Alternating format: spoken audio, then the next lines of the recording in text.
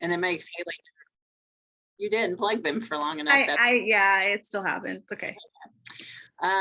So we're with Haley Bain, who's one of my favorite people in the world and one of the few people I know who can accomplish as much as me in the same amount of time, if not shorter.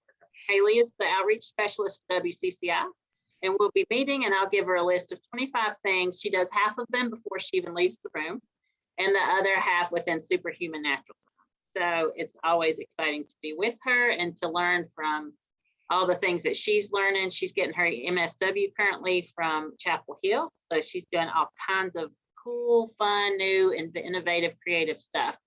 So Haley, welcome. I'm excited to spend this hour with you and hear all the wonderful things that you have to say. It's good to see you.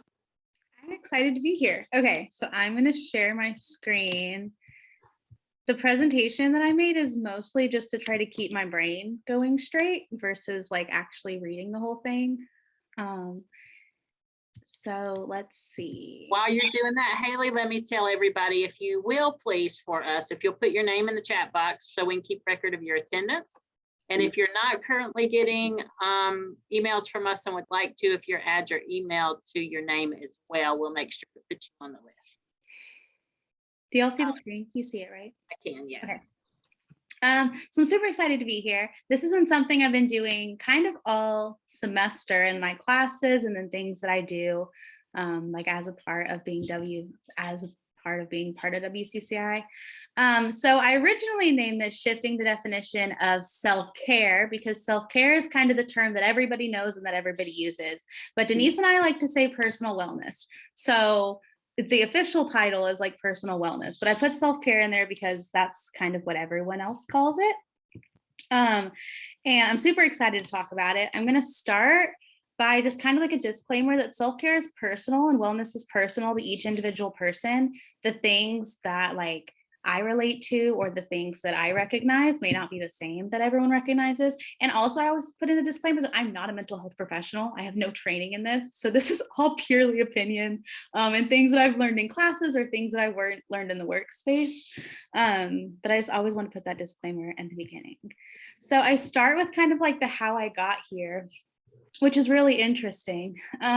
So for all of you who know me and kind of in the introduction Denise gave, I've always been a person who does a million things at a time. For most of my post-graduated from college life, I've had 3 to 4 part-time jobs simultaneously. I worked for the Children's Council, I worked for the school system, I've taught for App State, I've worked for WCCI, I've been in grad school, and a lot of those overlapped mostly at the same time. And I was always happy with that because I absolutely love everything that I do. I love all the work that I do. When I was in the school system, I adored my children that were in my care. And so I never wanted to quit anything because I loved it all so much. And there was never really a focus on self-care that I gave myself. It was always kind of I feel like I've been raised to take care of other people. I've been taking care of other children since for literally as long as I can remember. So I've always taken care of people. And so that was kind of part of my job, was helping people. And I always used to say to people when they would be like, how do you do so much? Like, how do you have so many jobs? I'd be like, well, if I didn't have these jobs, like I would just sit at home and watch Netflix. So I might as well be at work doing something or making a difference because I mean, what would sitting at home watching Netflix do for me? And I was also raised in a family that very much believes like you work for what you want and you kind of work your way up from the bottom or from wherever you get to start at. And so it was very much a part of like productivity culture. And I didn't recognize how stressed I was getting because it was just my daily life. It's how I was living and it was my norm. I've always had many jobs. I never stopped. And it wasn't until COVID forced me to stop that I realized how stressed and burned out that I was. And I put this quote on here, "You can't pour from an empty cup," because I don't remember when the first time I heard that quote was. I used to know the exact story and I could tell it in presentations. I don't remember it anymore. But like that really struck me because I realized I was pouring so much into other people I wasn't taking care of myself first. And so I recognized that I had most of the signs of burnout, like right about when COVID was starting the first few months before that. I was withdrawing from people, I was having panic attacks. There was one time that I had a friend come over. I think it was like a Friday, and she asked me if I'd eaten dinner yet. We can go get dinner. And I was like, no, I haven't eaten dinner. She was like, did you eat lunch? And I was like, no, I didn't eat lunch. She was like, when's the last time you ate? And I realized I hadn't eaten in 2 days. Because I had been so busy working and just doing all this stuff that I didn't even think about it. Which if you know me, you know that I only really generally eat like 1 to 2 meals a day anyway. So that's really just me skipping like 2 meals. But that's a big deal, not eating 2 days. And so when COVID happened and it stopped me in my tracks and I like got to breathe for a second, it kind of disrupted that. And I realized how much I was not putting an emphasis on self-care and how this was not sustainable. At the time, I was 23 years old and I was already burned out. And I was like, ooh, we are not going to make it if we are burned out at 23. So we need to take a moment and figure this out so that I can like be in it for the long haul. And so as I thought about that, I also recognized I've been in probably a million meetings. And it always gets brought up in meetings. So I put a lot of the quotes that people say, I've been writing them down. A lot of them are from Wednesday conversations. But there's a pattern, and I realize that I'm not the only one who thinks like this. So people talk about self-care as just one more obligation and one more thing I have to do. I was in a meeting with I think these came from the NC Resilience group, and they said, we don't know how to be well, we know how to be sick. And people don't know that they're drowning until it's too late, and they don't seek help until things are really dire. These are from Wednesday conversations. My whole life, people have been telling me to calm down, but no one ever taught me how. And then this one, Denise, I'm pretty sure it's Denise that said this, that as a society, it's very black and white. We either think that you're okay or you're going off the ledge. We don't recognize a lot of that gray stuff in between and all the different variants of needing help. And I was very much in that, right? Like I didn't recognize, like my friends would tell me like, Haley, you need to take a break. Like I can tell you're not doing well. And I was like, I'm fine. Like, what are you guys talking about? I'm doing great.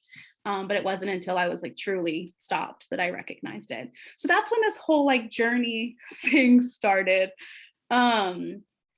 Because I wouldn't have stopped. Yes, to me. So I just want to add that when you walked into my office that day and were like, so I'm quitting this job and I'm cutting back on these hours and I'm going to do this, I remember my astonishment because I think you and I have similar personalities, and I know the crises that have caused me to ever step back. They've usually been health crises or death. And so I remember being astonished that at your age, you were able to recognize that you were doing too much, or that the amount of things that you were doing were not feeling good to you anymore. And that you were willing to take steps back from things, especially things that you loved so much. So I was really proud of you for that, especially as young as you are. I just felt like that was really brave.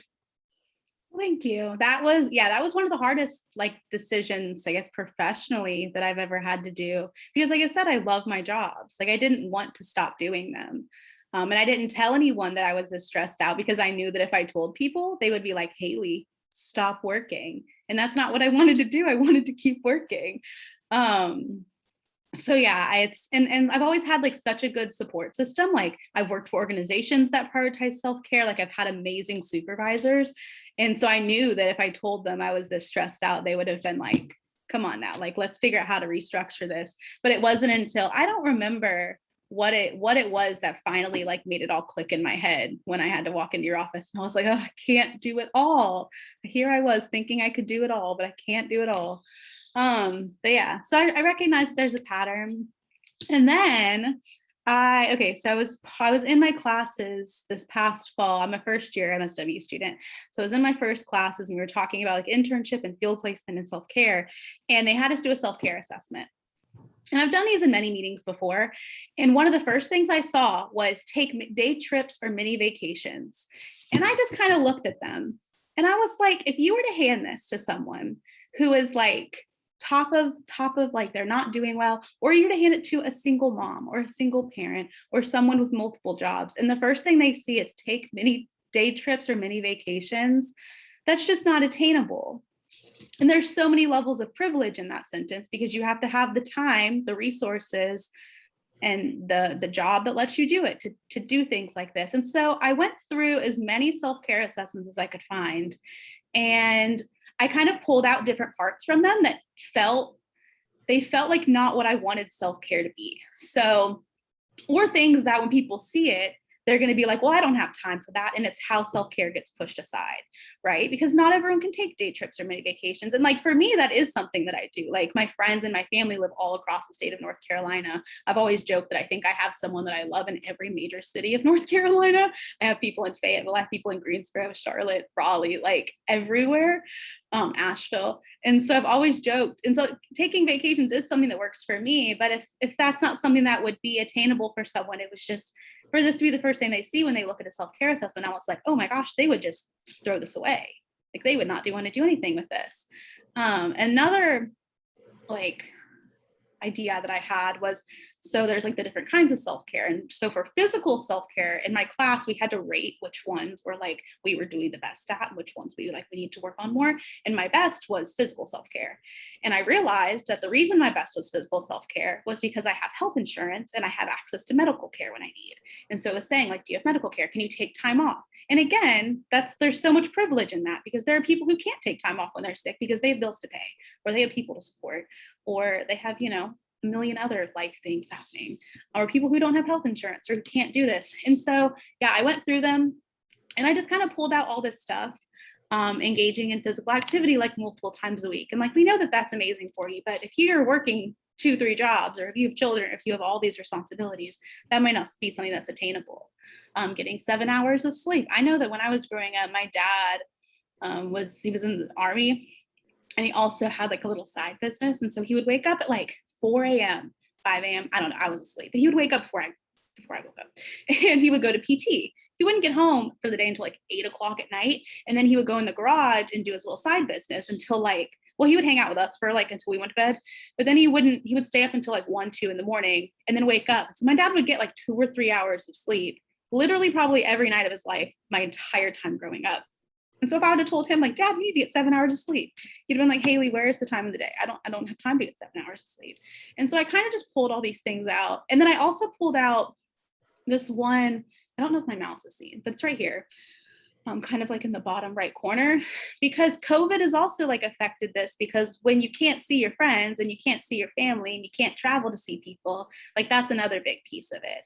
And so yeah, I just pulled all of these out because I think this is the idea of self-care. And Denise, I know you and I have talked before about how like we hate that self-care is like, oh, let's go get like this super expensive massage, or like we have to do this thing that takes like all these hours or all these dollars or whatever it is. And so this is kind of, I don't know, what spearheaded my topic. And that's why I called it shifting the definition, because I think it's important to recognize that wellness can happen in the little moments. I was in a meeting right before this, actually. I had a meeting at 11. And I was telling my supervisor, it was for my internship, and I was telling my supervisor, I was like, yeah, like I have like my jobs and I have school and I have field. So it's just like kind of a crazy time because I'm wrapping everything up for the end of the year. And she was like, Haley, let's talk about self-care. And I was like, oh, that's so funny. I'm going to do a talk on self-care in just like 30 minutes. And she was like, I'm not talking about teaching other people self-care. When do you do self-care? And I was like, oh, that's a good question. I was like, but I do it in like the little moments. Like I do self-care in like the 30-second breaks that I get, and I take my deep breaths and I go on my walks outside and I talk to my friends. But it was really funny because she was like, when do you do this? But yeah.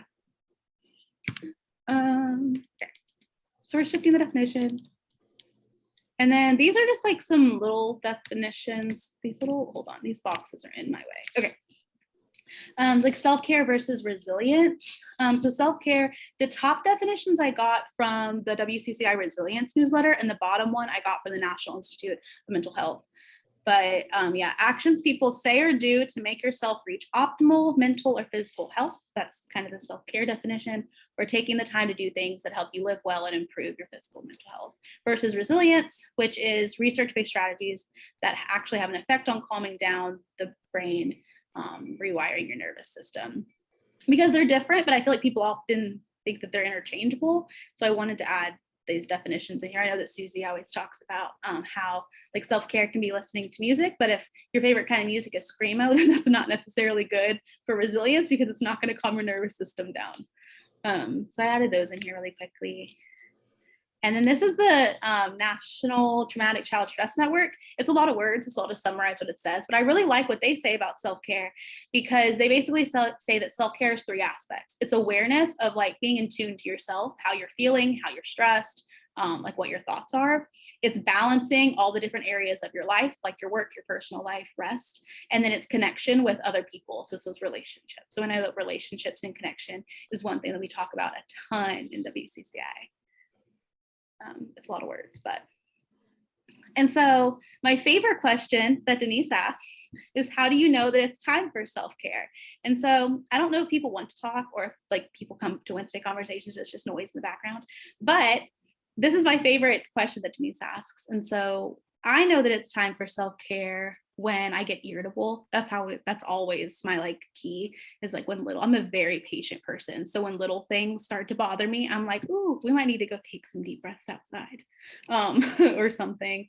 But does anyone want to like, I'm not watching the chat box. I don't know if I should be doing that too. Like say or chat, or Denise, you can add, anyone can add. How they know, or some of the things that you've heard because you've asked this question in so many different meetings. Yeah, so and the reason I asked that question, obviously, is because I'm trying to learn.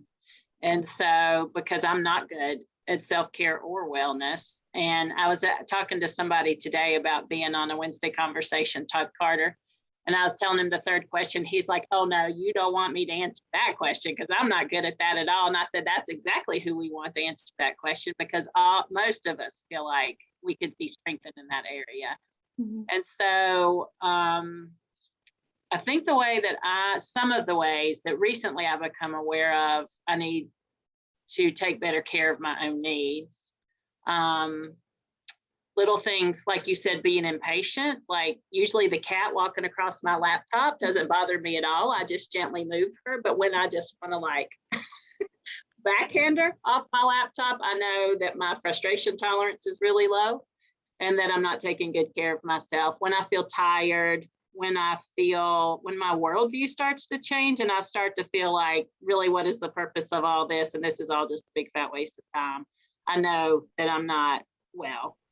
When I'm more impatient with other people and my responses. Last night I was talking to yesterday was a horrible, horrible day. I cried the whole entire day. And last night with my 17-year-old, I was asking her a bunch of questions and she said, you can stop whatever you're doing right now. Like if you think it's helpful, it's not. And I don't feel like dealing with this. This is my 17-year-old. I myself have had a rough day. So we're not going to talk about this anymore right now. And I'm really proud of her that at her age, she can set boundaries for other people and be like, this doesn't feel good to me. And so I'm stopping it right here.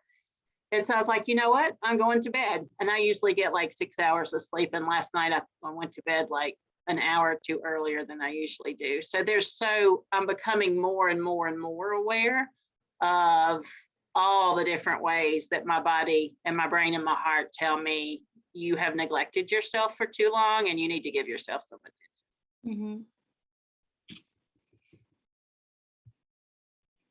Yeah, I agree with a lot of those. I feel like I'm missing a slide, but it's okay. And let me tell you, Haley, Meg Brown is on the call and she wrote to say, when my breathing gets really shallow and my chest starts to tighten, mm-hmm. I know it's time for at least a few minutes of intentional self-care. That's also one of my signs is my chest getting tight.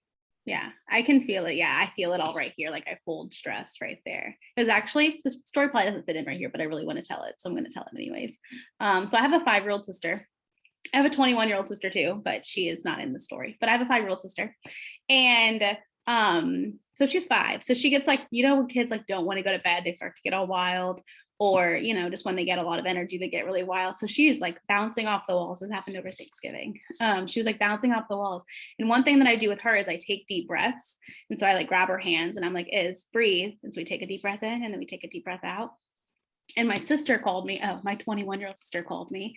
And she was like, it was so cute.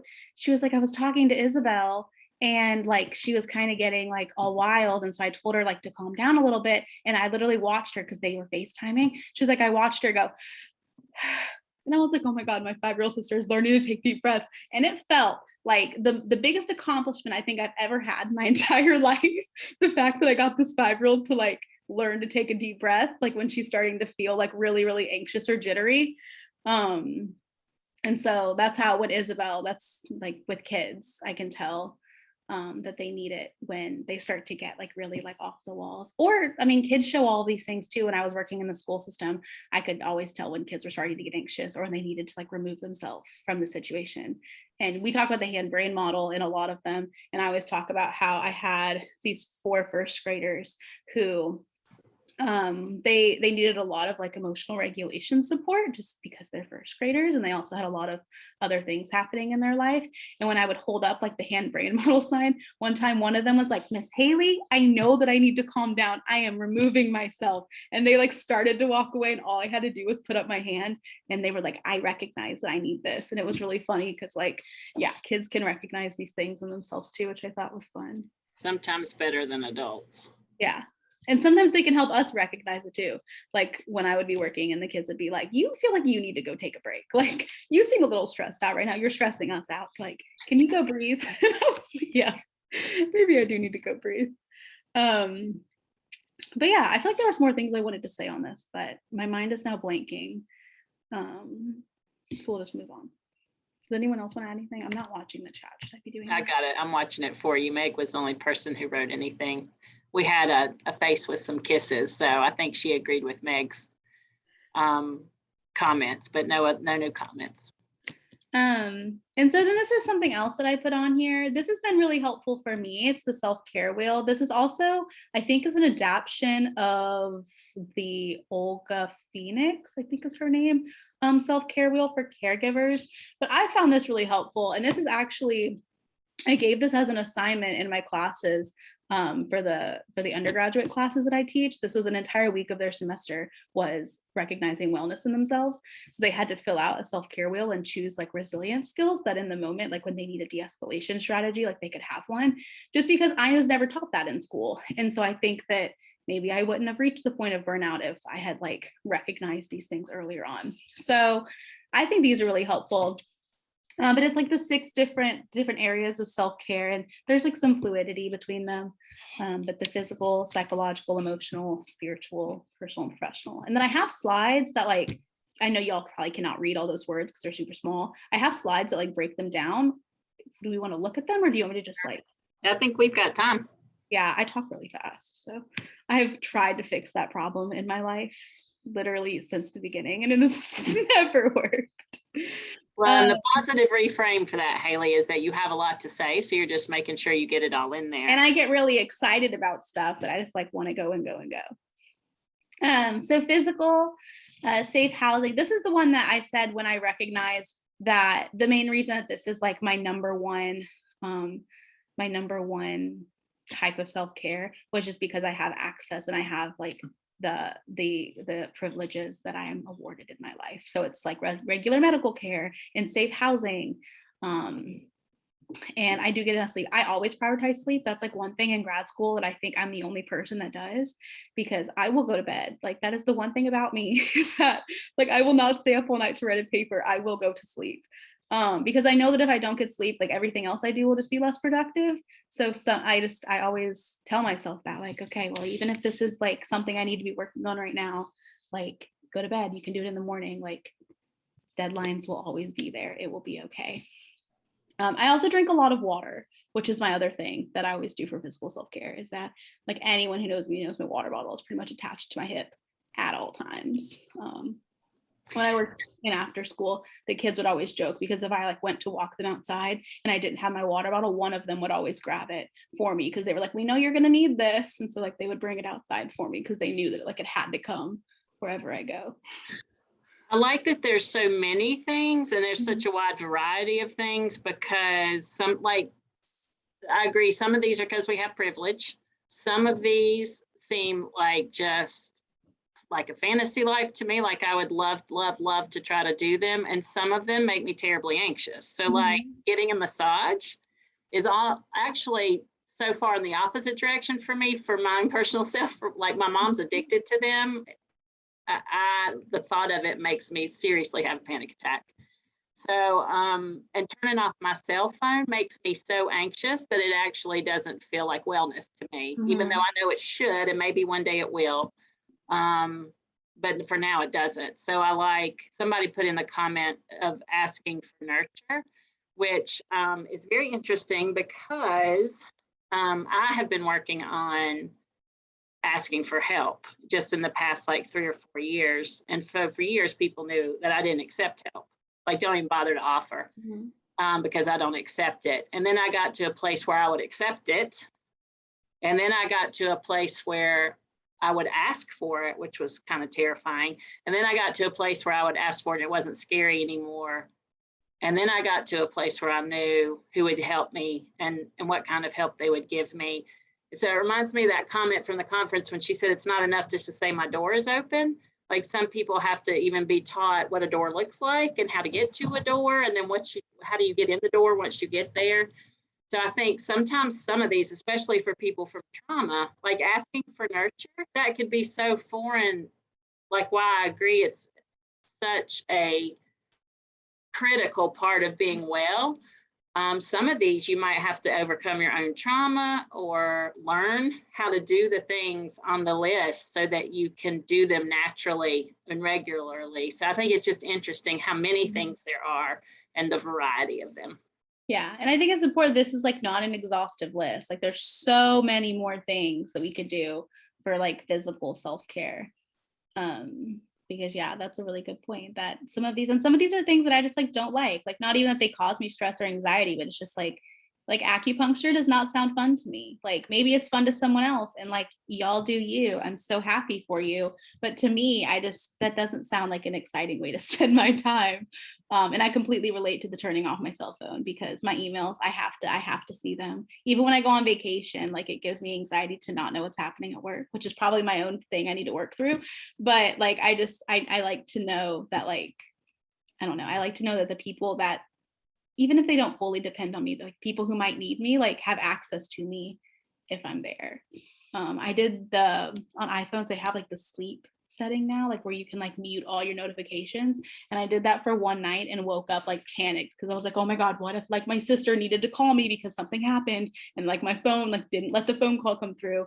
So I made it to where it mutes like all of the like nonsense ones, but then anyone like all like the phone calls and text messages and all of that can still come through, because I was like, there's no way that I can truly mute the whole thing, because my family's like me too. And like, we drive just all the time, all over the place. And we drive late at night, which makes my mom upset, but we always do. But I always tell people, like, if you're falling asleep or if you need someone to talk to or whatever, like, always call me. So it gave me a lot of anxiety to not have like people to have that access to me anymore. Yeah, we have a comment in the chat that says it's so important to care for our wellness in the best way from where we are, not where we think we should be. And where we are, this is good, doesn't always stay the same. As we practice wellness, whether it's self-care or relational care, we change except when we don't. And I really like that, because I think, like, when we're talking about the stuff on this list, it could be that turning off my cell phone today makes me really anxious, but I get to a place where I'm so inundated that if I don't turn off my cell phone, then I am going to have a panic attack. Yeah. And so that's just a really excellent point, that not only are these is a good variety for just in general, but it's even a good variety from moment to moment for things that are working for what we're feeling right then. Yeah, that is a very good point. Yes, Hunter. And, you know, I love you, Haley. Thanks. I popped on here because you were here. But, you know, rewind like 10 years ago, you know, I wasn't doing a lot for self-care at all. And I had to do like little tweak, like take one thing at a time. And now, after 10 years of it, I mean, I can look at this and be like, man, I'm doing like 10 of these things every day of my life. And it's amazing. So I know me 10 years ago would have been like, no way. I cannot look at, you know, I can't walk out of the office and not look at my emails. I can't, like, you know, but one thing in making that a priority and then adding to that has really helped me out. And now I'm like, self-care is great, but it takes time and it takes, you know, real intentionality behind it. Yeah, I completely agree. And I like that there's just so many different ways we can do it. And everyone, like I said at the beginning, like it's all personal. Everyone has their own journey of figuring all of it out. Okay, we are going to go to this one. So psychological, these are some of the ideas for psychological, which again, it's a lot of the same things. Like some of these things would not be of interest to us. Some of these things may cause us anxiety, but then at least hopefully that there's one thing on the list or one thing that's not on the list, but maybe you could recognize would fall in the general category of these things. And another comment in the chat, Haley, we may start letting you lead this because we've had more comments in the chat today than we've had in maybe since we've been doing it. But the comment is, so much of this resonates for me, the tendency to overcommit and succeed as I think is a coping mechanism since childhood. I agree. Difficulty asking for help, boundary setting can feel like alienating others, even when it isn't. All the things that lay foundation for self-care, but which I and many others need to actively counteract. Good work, though. I saw something on social media the other day that said, you need to let people do what they're going to do so you can see what it is they choose to do when you're not in control. And I was like, oh, I don't know why what she said reminded me of that, but I think just the constant drive to, do.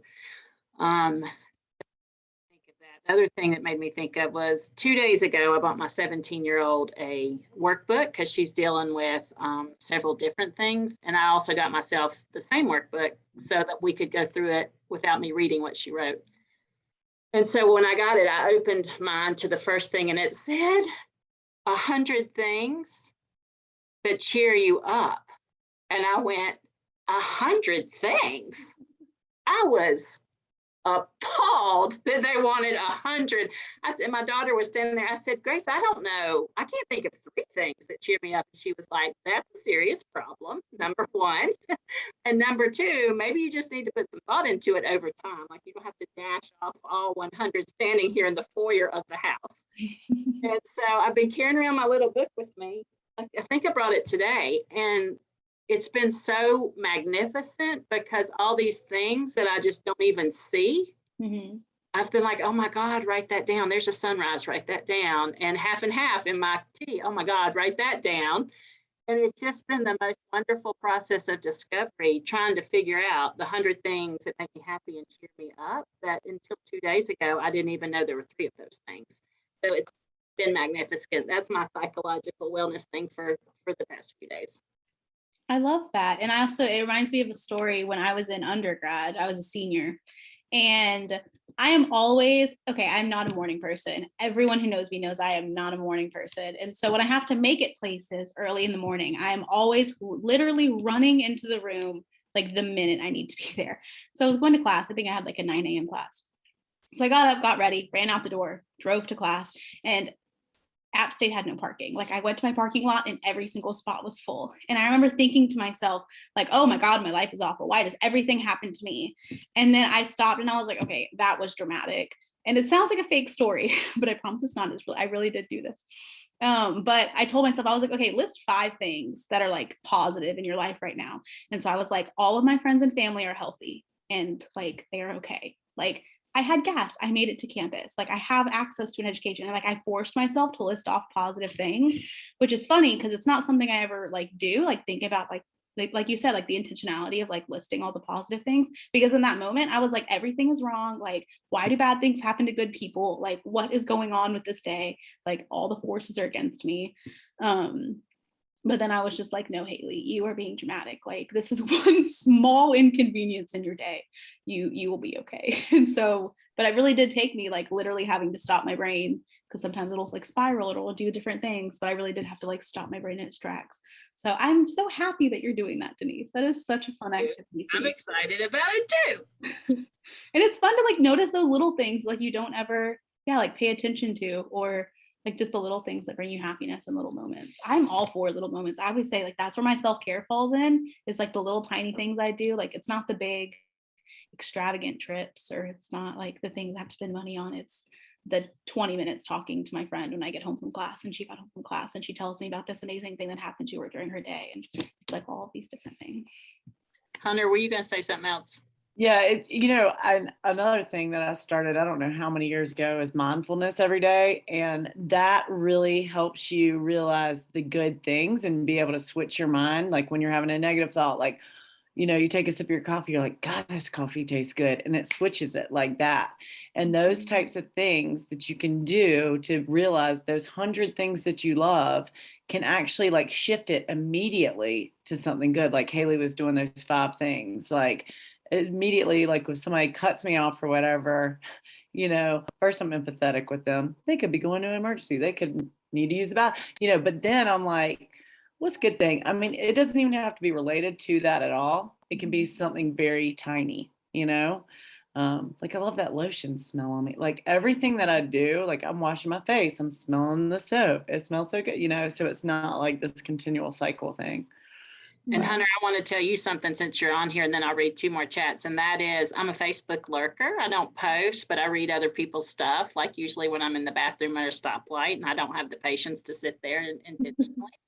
And I just want to tell you that the things you post, now that I'm sitting here talking to you, I'm going to put it on my happy list, because the pictures that you take and the joy you have for your children and the things that I can tell are priorities for you come through in your posts. And so thank you for that. Your posts, actually, we don't ever even talk to each other, but your posts bring me joy. So thank you for letting you share. That's so sweet. Maybe one day I'll do a little talk on here. Yeah, that would be fantastic. We need people. So I'll come back to you about that. So then a chat comment that we have is, if we don't take care of ourselves, our bodies will retaliate. I put off doing yearly appointments and then some yearly appointments. And when I did go to the doctor, she asked why I decided to come now. And I told her because I'm falling apart. If we are not proactive, then we'll have to be reactive. So agree with that.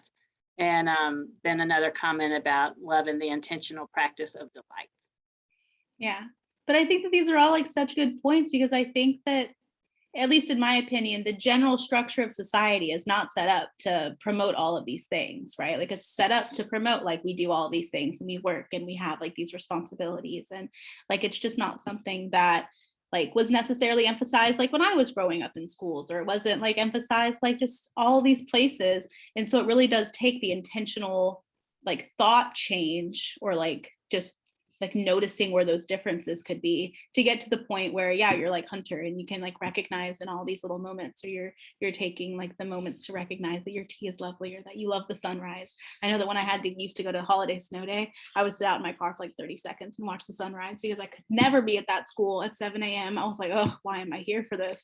But I got to see the sunrise, which is never something I get to do. And so I would like force myself to sit there and look at it and make me happy before I walked into the building, because I was like, 7 a.m. is just too early for me. I could work until midnight. Like if anyone needed childcare, I swear I could do it till midnight, but the morning is not it for me. Okay, emotional. So do we need to, I don't know if we need to necessarily spend time on all of these slides, but I'll give everyone a second to read them. Affirmations, self-love. That's one thing. This is the one that I recognize that I had to work on the most when I was doing my checklist on whichever one of the assessments I had to do for my class. This was my lowest score, because I am not an affirmations. I'm not a words of affection person at all. Like, nope, you can do all the other things for me, but the second you start to tell me nice things about myself, I just like shut down, and I'm like, oh, I don't need to hear it. Thank you though. And so I have to work on being intentional, like letting people say kind things about me, because even when I'm in meetings and people are like, oh, Haley like does this and she's so fast, it just makes me like want to shrivel up, and I'm like, ah. So this is one that I have to work on, and this is one that I am intentionally trying to work on, is being more attuned to emotional self-care. Yeah, is there any comments or anything about this one before I move on? I think just the biggest thing, like what you just said, that was an intentional practice for me a few years ago, of people paying me compliments and me only saying thank you, not dismissing it, disregarding, ignoring, minimizing, any of that, just saying thank you and hearing it. That still is not comfortable for me. I still work at that. But I also like that on this one, like cuddle with your pet is one of the options, because like that is the one on here that I was like, okay, I could do that. Like I could 100% go cuddle with a dog, or go find a dog to cuddle with, or do something. So I'm glad that that's on here, because had that have not been on here, I would have looked at this list and I'd have been like, ooh, that one is not it today. But yeah. spiritual is another one of the ones that that there's a lot of different choice in this one, because you can have spirituality within religion, but then you can also have spirituality within nature. My favorite one that's on this slide is play with children, because I used to work in the schools and I have my 5-year-old sister, and I can always tell that like when I was stressed, just being around kids just makes me happy. I used to always say that they were where I got my energy from. Whenever I would call my mom stressed out, or if I was like having an issue, she'd be like, "It's okay, Haley, because like after school starts in like 2 hours, like you will get your kids in 2 hours, and you will be okay when you get your kids." And I really was like, I don't know how, like I didn't even have to say anything, but the kids could always pick up on like whatever energy I was putting off, and like whatever their energy was, always matched it. Like no one ever, on the days that I was like about to fall apart, none of the kids ever did it. Like they were all just the sweetest little angels to me. And I could play basketball or throw footballs or build Legos literally forever.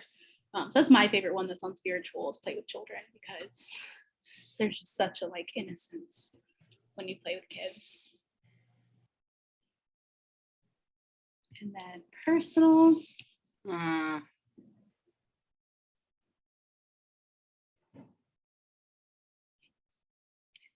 I think there's only one more.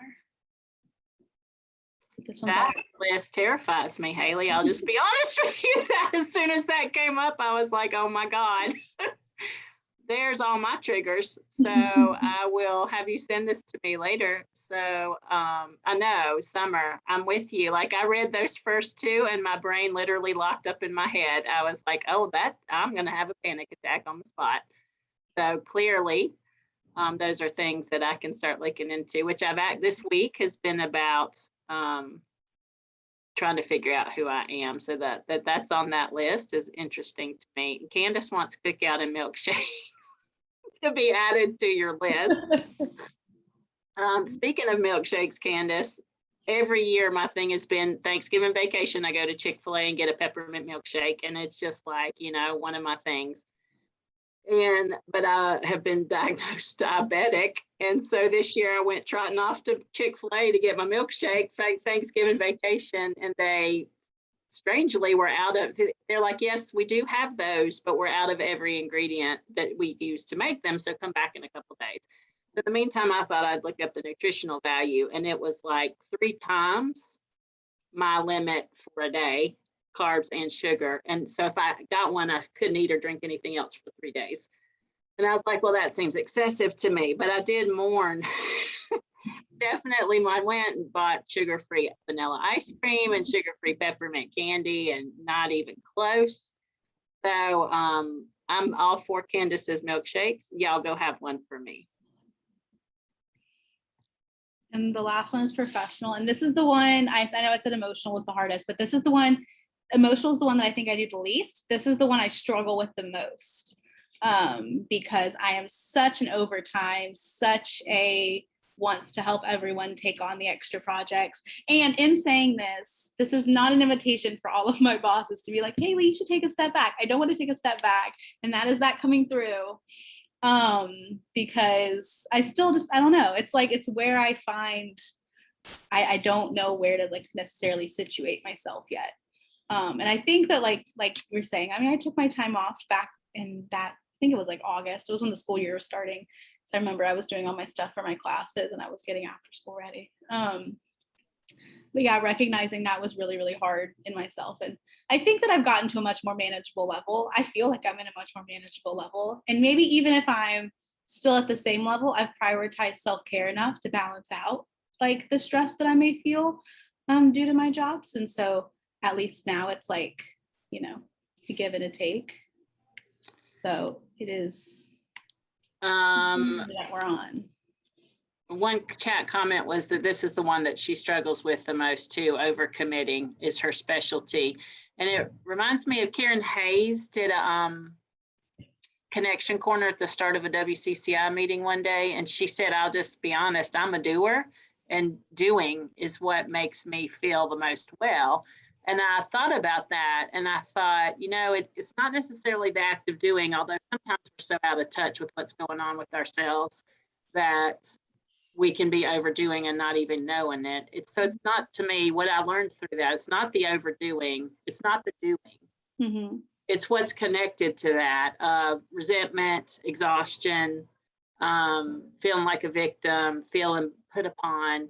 Because I use doing as a way to keep my brain occupied and keep myself feeling like I'm accomplishing things and like I have value. So it really is. I read one time about we have traits that we can either turn up the volume or turn down the volume. And to me, work and doing things for me personally is one of those things where I have to be really careful about where the volume switch is, because it can be really healthy for me to an extent, and then I might turn it the button too far before I even really know what's happened. So I have to be really careful about that, because I get a lot of my identity from work and accomplishing things and staying busy. Yeah, I completely agree. One that I see on here, and one that I've started to do, I never used to do this, but I've now started to do it, is incorporating like intentional breaks into my day. Like instead of scheduling like, oh, my 11 o'clock meeting ends at 12. Like, yes, I can have a meeting at 12 o'clock. That's a bad example for today, but my meeting ended early, so that'll be okay.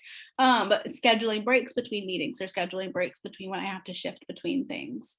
And then also leaving work at work. It's hard to do when you're a student, because classes kind of go with you everywhere that you go.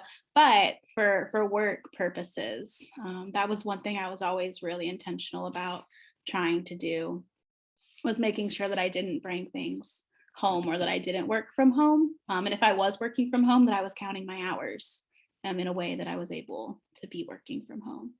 But yeah, I had one more thing I wanted to say about this as you were talking to me. So it made me think of something, but I can't remember what it is now. I'm sure it'll come to me. It's okay. So these last couple of slides that I have on here are just like some strategies that I've recognized that are helpful for me. I also put the link to the resiliency skills page of WCCI's website, because every resilient skill that's on our meetings, or that's in our newsletters, or that someone recognizes within a Wednesday conversation gets put on that page, and it's just like one big master list of all the things that helps people. But these are some of the ones that like I took out just for 60-second wellness. These are some of the things that helps me. I put my affirmations on here when I do that. Drinking water always helps me. I always take deep breaths and drink water, which I've now learned is a Resources for Resilience rapid reset tool. So there was research in what I was doing all along, and I didn't even know it. But that was one that I always do. Listening to my songs are one that I do. I take showers. Like I always will stay really long in the shower, because something about being in a shower is just peaceful. Maybe it's because nothing else is happening. It's like I'm actually stopping my brain. Driving is also another one that I don't know if that's allowed to count as self-care, but when I drive places, that is really like cathartic to me, because I get to just like listen to music, and I just get to like be myself. And I don't usually, even though that is the time that I typically like think of work projects, and I'm like, oh my God, it'd be so cool if I started this nonprofit in this year, like we could do this program and this program and this program, and have all these ideas. But generally I try to just listen to my music.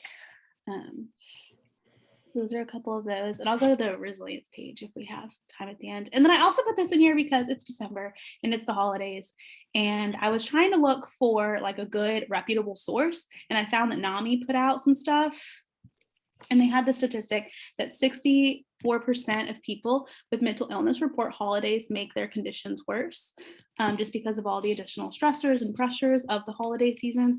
And so these are all the things that were in the article, and I put the link, that's what it's called. I thought that would be more helpful for people being able to see it versus just like the big long list of letters.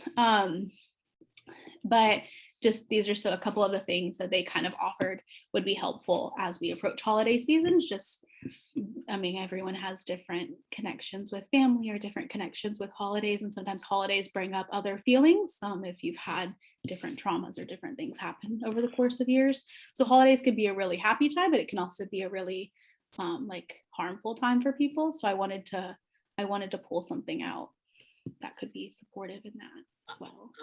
And somebody had a chat comment about the last slide that said, I don't know if you want to go back to that for a second. Love the first one on the last slide, connecting. This year, remembering my helpers has been crucial to staying hopeful and feeling supported.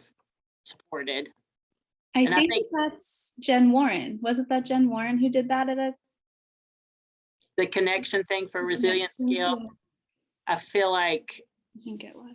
Oh gosh, I can't remember, Haley. Maybe and I'm after wrong. There was one where we gave them like 60 seconds to actually contact the person that they were thinking about, which I really liked a lot.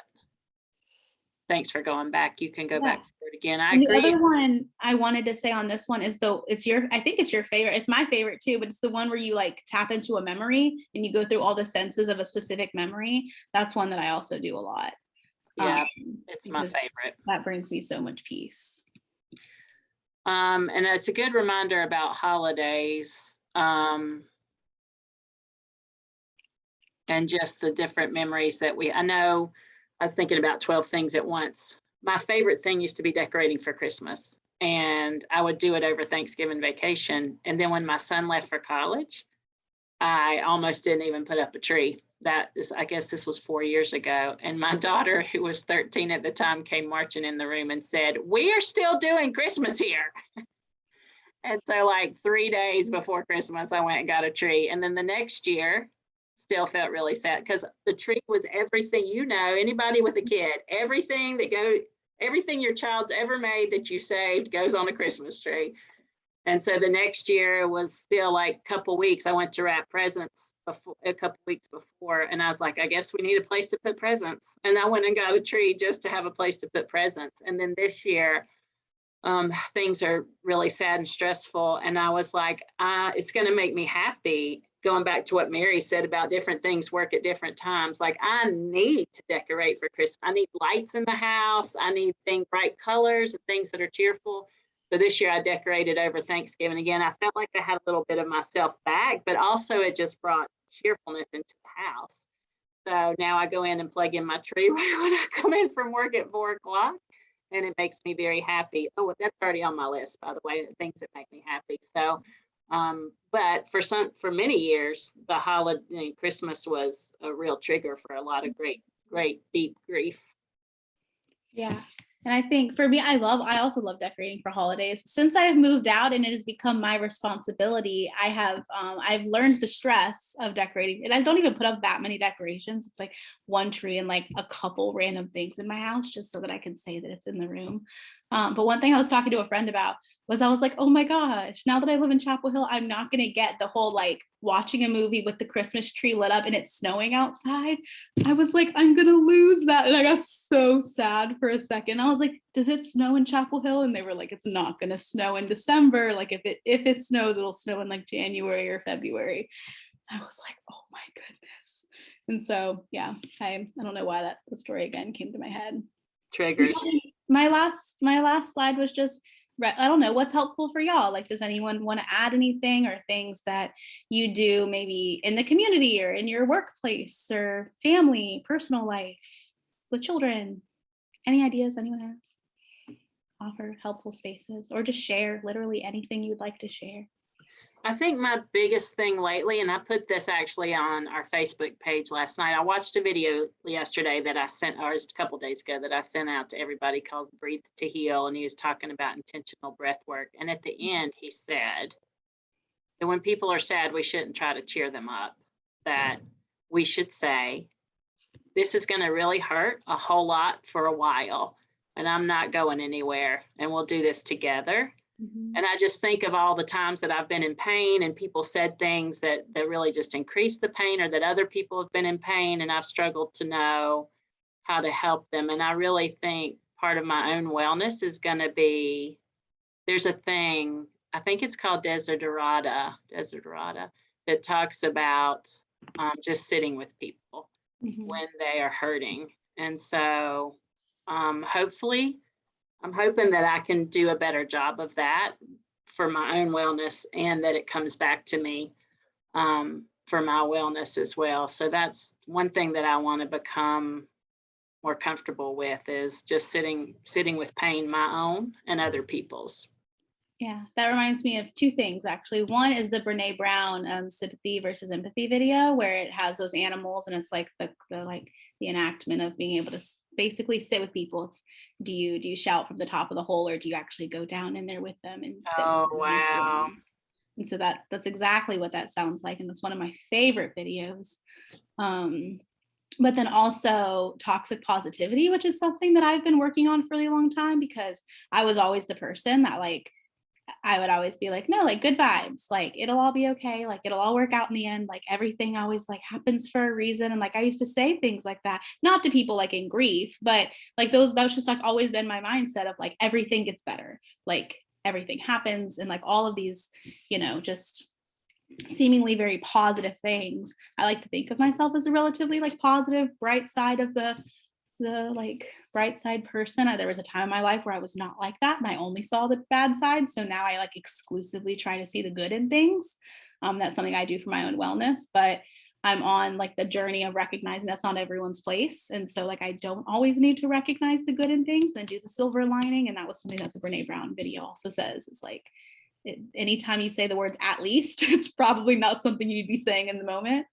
But that was one thing that, I recognized, and I've learned that I did it in after school and I did it in all these different things. And so kind of in how you're learning to sit with people and emotions, I'm learning to validate that more emotions are okay than just happy. And it's okay to feel these things, and it's okay to, process through them. And especially with young children, being able to recognize and being able to like identify those things and learn how to deal with those emotions is like so essential versus just, silver lining or trying to see the positive, happy side of it. Couple more chat comments. And I'll copy, if you have anything to say to Haley, I'll copy and paste them all to her in an email so she can read them later. It says, thank you for a lovely afternoon of reminders for us all. Well done as usual. And then the gift to ourselves and to others of presence is truly beyond measure for celebration and in pain. Simple presence. And then another one that says, reaching out to check in on friends who have a hard time at the holidays like I do really helps me stay positive and grateful. Remember, I'm not alone. And then in another one, I'm telling you, Haley, you're going to start running the wisdom conversations. We've never had so many comments. And another one, yes, regarding presence, leaning into whatever comes up allows processing and transformation. Another one, I always used to say that I didn't have time for self-care, but I love these suggestions. Recently, I did a guided meditation on YouTube while I was doing the dishes in my kitchen. It was actually very relaxing and taught me to be more intentional. So, lots of comments about how valuable this was. I especially think around the holidays. So Haley, thank you for your time. Is there anything else that you didn't cover that you feel like you want to say before we let you go? I don't think so. I really like, Maria's comment of I didn't have time for these, but I love the suggestions. And I always say that my self-care, I said that in my meeting this morning, my self-care happens in the little moments. Like it's not the big hour long, so I have to chunk out because I don't always have that time, but it's the little things you can do for yourself. It's the affirmations you can say in your head. And those are, I think, good starting points of things that don't cost money. They don't take time. They're just things you can do, like when you're sitting in your car or when you're walking to a meeting or when you're, taking a deep breath. And so those are always been the things that I think have started me on this. And I'm still very much at the beginning, but of my journey. But I think that those are, the important parts. And WCCI has the resilience skills page. That is lovely. We also have one specific to children. So we have one for adults and one for children. So those have lots of really good skills on them as well. And if anyone has resilient skills, please share them with me, or self-care. I love to hear it all. Another comment, the comment of being proactive or reactive, we don't really have the option of not. We have some options of when and how to care for ourselves. So one last saying, if you have something to say to Haley, put it in the chat and I'll send her a copy of it. And next week, oh my Lord, I forgot who's next week. It's Kate Warren. Kate Warren, talking about how to care for others while we still care for ourselves. She's got a background in addictions. And then the next week, I'm really super stoked about, we have someone who's a writer and a foster care parent who did an article for a book called The Meth Addiction in the Mountains. And she, along with a nurse and a mom, are going to be talking to us about the reality of addiction and the difficulties that it brings with us. So I'm super excited about our next couple of sessions. And then one last thing is 12:59. Usually I try to let you go early. The Community Mental Health Project started up last spring. We're a group that talks about how to improve quality of life and prevent loss of life around mental health issues. And we've started having conversations about mental health in the community trying to reduce shatter stigma and be more supportive. And so we're going to be having, I had really honestly thought I would be ending Wednesday conversations because I was kind of starting to feel like I'd done everything there was to do. But we're going to start having some discussions, kind of like what Haley did today, about what does mental health mean in our community and how do we support each other? What are the barriers? So I'm looking forward to doing some of those conversations in January. So I hope everybody else, you have a great week, and I look forward to seeing you next Wednesday at noon. If there's ever anything that I could do for you, please get in touch with me. Haley, it's always a joy to spend time with you. I hope the rest of your day goes well. Y'all too. Thank you for like coming and talking. All right. Hey Denise, keep up with those 100 things, all the things. There's so many things. I'm going to go home and add your posts to my list. Okay. Bye, everybody. Have a great day.